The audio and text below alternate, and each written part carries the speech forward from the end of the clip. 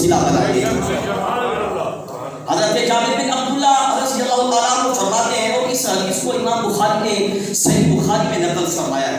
حضرت جابر فرماتے ہیں کہ میرے والد گرامی کی وفات ہو گئی. حضرت عبداللہ وفات پا گئے، ان پہ قرض بہت زیادہ تھا.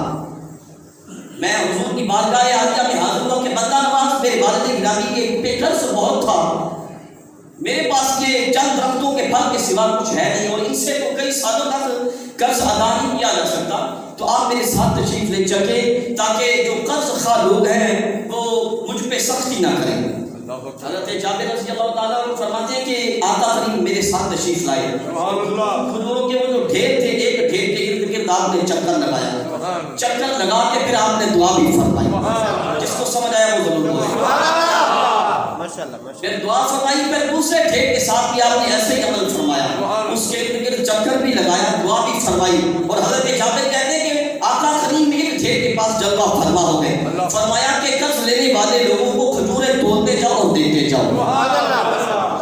حضرت جابر فرماتے ہیں سب کو دے دی. جتنے قرض خواہ لوگ تھے پہلے یہ عرض کرتے ہیں کہ حضور کئی سالوں تک کہ ان کا قرض ادا نہیں کیا جا سکتا ان کھجوروں سے، لیکن اب کہتے ہیں کہ سب کو کھجوریں دے دی، ان کا قرض لوٹا دیا، لیکن اس ڈھیر میں سے کچھ بھی کم نہیں ہوا. نعرہ تکبیر، نعرہ رسالت، نعرہ تحقیق، نعرہ حیدری، تاجدار ختم نبوت، زندہ باد، زندہ باد، تاجدار ختم نبوت. زندہ باد، زندہ باد. اور ساتھ کہتے ہیں کہ جتنا ان قرض خواہوں کو دیا تھا اتنی کھجوریں ابھی باقی بھی پڑی. تو حضرت جابر نے قرض کی ادائیگی کے لیے بھی میری حضور کی ذات کو وسیلہ بنایا.